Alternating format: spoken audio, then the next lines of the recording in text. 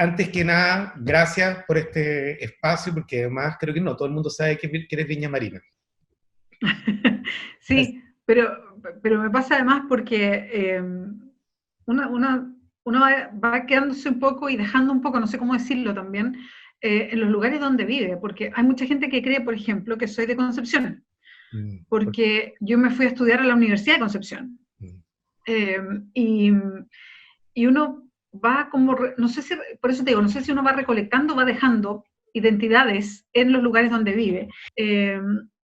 Al final uno trae en su mochila la pertenencia a regiones distintas. En este caso a la región de Valparaíso, y que es como mi nexo principal, porque además mi familia vive allá, mis padres siguen viviendo en Viña, pero también traigo en la mochila a la región del Biobío, porque no solamente porque estudié allá, sino porque mi primer trabajo fue en ese lugar, porque como que empecé a armar mi familia en Concepción, entonces también algo de mi identidad tiene que ver con eso. Entonces cuando a mí me preguntan de dónde eres, yo siempre digo, no, yo no soy santiaguina, yo soy Viña Marina, siempre digo. ¿Cómo fue esto de una periodista súper destacada que alguna vez muchos nos despertamos en algún momento con tu voz en la radio, te hemos visto, qué sé yo? ¿Cómo fue ese tránsito desde el periodismo a la política, Bea? ¿Cómo lo has vivido? ¿Cuáles son las cosas que han sido un regalo, pero también las cosas que han sido más difíciles para ti? A ver, Juan Carlos, yo creo que el tránsito no fue, o sea, fue antes que fuera efectivamente cuando me fui de la radio a ser la candidata presidencial, ¿no? Yo creo que había hecho un tránsito paulatinamente desde los medios a la política, y con eso quiero destacar que la política no solamente se hace en los partidos políticos o en un conglomerado político. Uno hace política permanentemente y de repente hace política mucho más cercanamente en el sentido de discusión política. Yo, como periodista, sobre todo, diría yo, en los últimos 5 años ejerciendo, yo me sentía una actriz política. Y yo no rehuía eso. De hecho, a mí me invitaban a hacer campañas políticas, no por una elección, sino por temas. Por ejemplo, yo fui rostro de una campaña por las 3 causales del aborto, aunque yo creo en el aborto libre, pero como yo siempre expresé como periodista con opinión que yo estaba a favor del aborto libre y lo ponía como tema de discusión, me invitaron a hacer rostro de campañas cuando habitualmente las periodistas no se definían en esos temas que son temas tan gruesos, ¿no? Yo sí entendía que la labor del periodismo, la labor informativa, tenía que ver con instalar temas con puntos de vista, ¿no? Una forma de hacer periodismo que ha ido cambiando, y yo creo que hoy día pasa mucho, que la mayoría de los periodistas, o muchos de los periodistas que son los rostros ancla que se llaman, ¿no? Que son las personas que hacen de rostros de informativos o de programas de opinión, tienen una opinión muy clara, hacen portadas editoriales, en fin. Entonces yo creo que era una actriz política desde antes, y no solo en la radio La Clave, incluso yo creo cuando llegué al canal en la red, cuando estaba en la ADN, y tuve la posibilidad de hacer editoriales, y ahí tú marcas una opinión, vas definiendo postura sobre temas. Y ahí, entonces yo creo que estaba en la política desde antes, desde el rol, ¿no? Abiertamente. Y después fue un tránsito a otra cosa, porque eso, el representar un sector político, y ya es entrar a otra dimensión, si tú quieres, de la política, eso hace que tú te separes definitivamente del tipo de pega como periodista que estabas haciendo, porque yo hoy día sigo siendo periodista, pero de otra forma, ¿no? Enfrento a las comunicaciones desde otra manera. Pero yo creo que fue un tránsito que demoró hartos años, de sentir que primero estaba solo en las comunicaciones, a entender que como periodista, o el periodismo que a mí me gusta hacer, no es un periodismo neutral, no es un periodismo aséptico. Una como periodista, y esta es una discusión en el periodismo que es súper interesante, yo creo en el periodismo como activista. Uno en el periodismo es activista por los derechos humanos. Uno en el periodismo es activista por la gente que no tiene poder. Uno en el periodismo es activista contra la corrupción. Uno no es neutral, no es aséptica.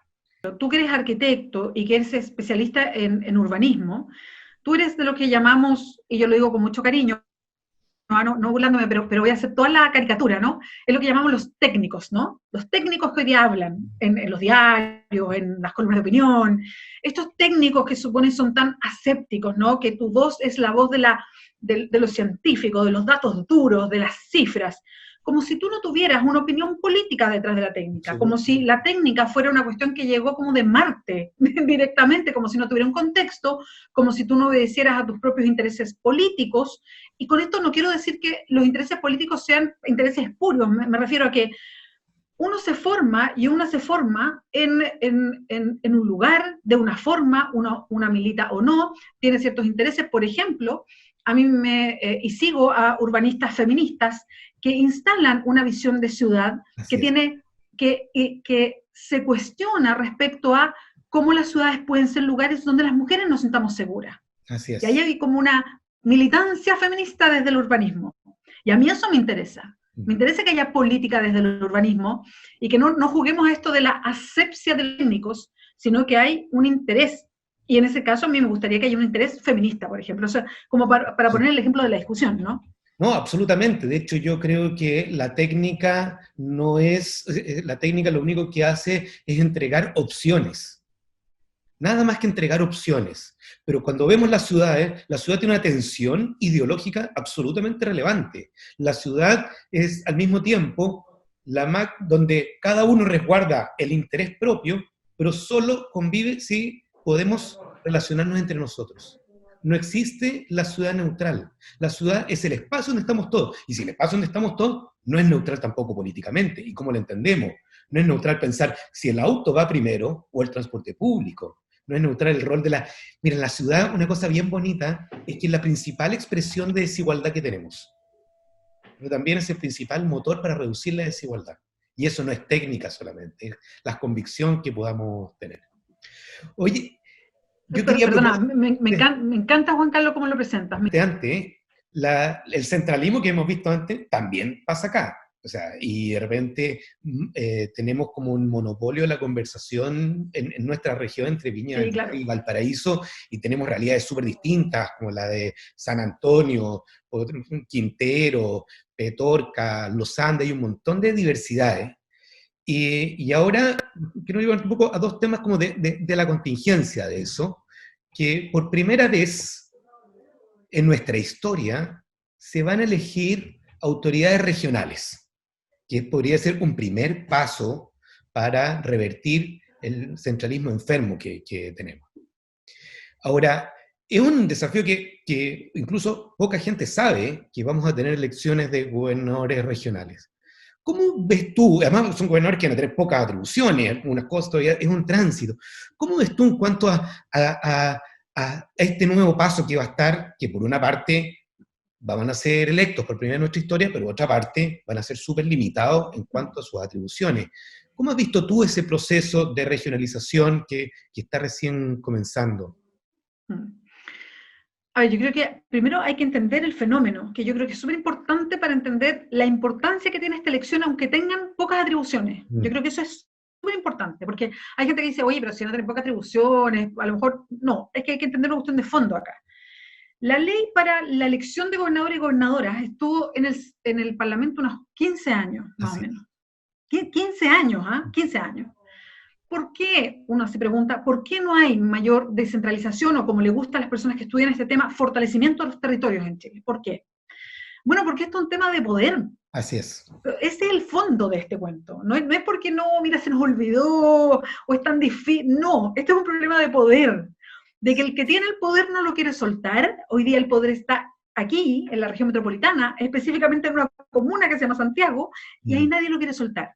Es más, el poder también está en el Congreso, porque los senadores y diputados y diputadas de cada región tienen mucho poder sobre las decisiones de esa región, sobre todo cuando son diputados y diputadas del gobierno de turno.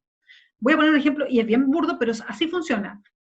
Muchos de los cargos en las regiones, por ejemplo, los seremis, incluso quién puede ser beneficiado o favorecido para ser candidato o candidata a alcalde o alcaldesa, depende del senador o la senadora del partido político o del diputado o la diputada. Entonces, cuando se va a elegir a una figura que va a ser un gobernador o gobernadora elegida por una región que va a tener mucha votación, eso le hace, voy a decirlo bien en bruto, pero le hace sombra a las otras personas elegidas, pero también limita sus decisiones. Entonces, ese problema de poder es lo que tenía entrampada esta ley hace 15 años en el Parlamento. Entonces, lo que estamos hablando acá, lo que pone un freno, y eso es para dar un ejemplo, pero un freno a la descentralización, porque ¿qué es fortalecimiento de los territorios? Es darle más poder a las regiones, en todos los sentidos. Así es. Más plata también. Entonces, el tema central aquí es poder. El poder no se quiere soltar. Por eso es interesante la Constitución, porque la Constitución lo primero que va a hacer es que cambie las estructuras y las relaciones de poder. Eso es muy importante.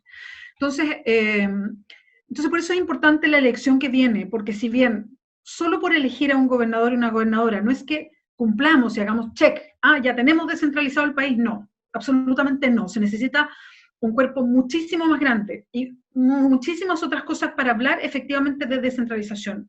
Pero es un paso muy importante porque empiezas a cambiar esa balanza del poder si tienes gobernadores o gobernadoras elegidas, aunque tengan menos atribuciones, aunque sus atribuciones sean más limitadas.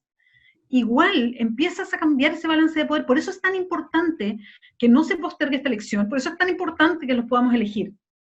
Y cuando algunos dicen, oye, pero es que va a generar mucha tensión, porque imagínate un gobernador o una gobernadora de toda una región, que no sea del mismo color del presidente o presidenta, pero por favor, si eso pasa con los alcaldes y alcaldesas, o sea, en el país de todos los colores distintos, y lo más bien que anda el país, no tiene que ver con eso, tiene que ver con que haya una legítima representación de esa región. Hoy día hay un delegado o delegada presidencial, esos son los intendentes. Lo que quiere cada región es que tenga un representante regional frente al país, y no un delegado del presidente. Justamente a ese punto de decir, yo creo que hoy día la pandemia, que ha mostrado las crisis institucionales en todos los ámbitos, en ámbito de salud, para qué decir en nuestras desigualdades económicas, las fragilidades de nuestras ciudades, del transporte público, también para las regiones ha sido muy fuerte, porque finalmente las regiones lo que tenemos es la imposición de la voz de un presidente para las regiones en vez de alguien que resguarde la voz de las regiones frente a políticas públicas nacionales. Entonces terminan implementando políticas públicas, en el caso nuestro, a destiempo, sin lógica.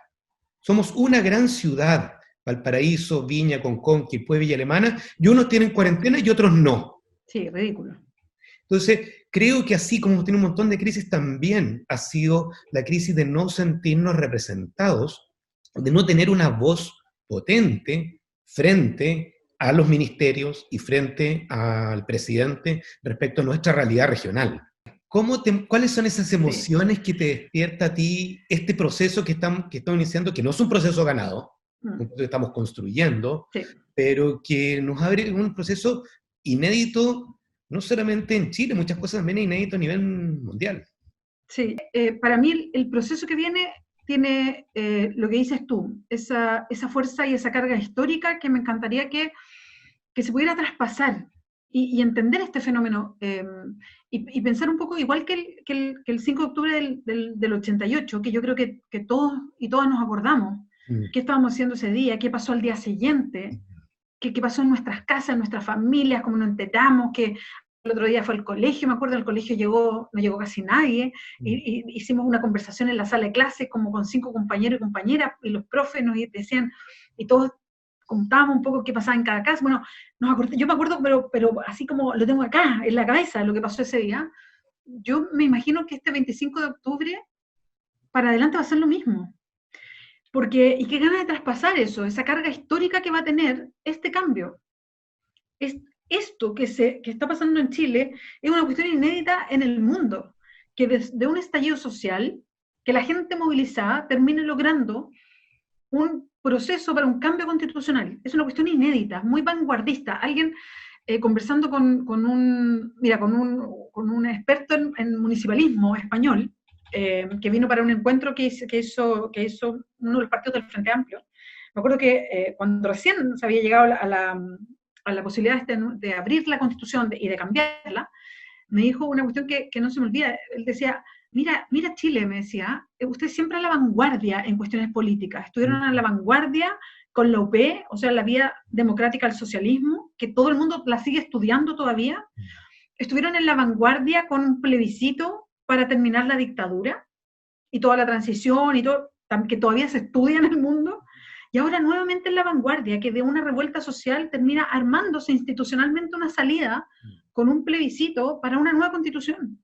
Y todo, Una todo salida el mundo, democrática, que a ver, exactamente. una salida democrática a una crisis institucional real. Poder decir todos los chilenos y chilenas, la manera que queremos resolver esta crisis es generar un espacio de conversación, no es algo que se vea cotidianamente. Una No, me conversación parece, además que va a tener paridad de género si es convención constitucional, que no es mixta. A veces algunos creen que la convención mixta es hombre-mujeres, no, esa es no. mixta, diputados, diputadas y electos, no, una convención Sí. constitucional Yo es estoy mixta. usando, para todos los que nos escuchan, yo estoy usando ahora siempre, bueno, pongo en todos mis tweets, en todas las redes sociales pongo apruebo convención constitucional y pongo un hashtag, no a la mixta. Para que quede claro, Sí, no a la sí. mixta. Para que vaya quedando claro que la mixta, no. Con mucha alegría apruebo convención constitucional. Eso, dedito por arriba. Bea, muchas gracias por este rato. Qué rico estar contigo conversando aquí. Yo estoy con una agüita de hierba en esta Muy conversación. bien, muy bien. Y nos vamos a seguir conversando y seguir trabajando por el apruebo porque tenemos grandes desafíos, desafíos preciosos para Chile y que tienen que involucrar a la mayoría de chilenos y chilenas. Muchas gracias por esta conversación en esta tarde. Súper, Juan Carlos. Un besito, que te vaya súper Cuídate bien. mucho. Nos vemos. Chao, Chao, chao. chao.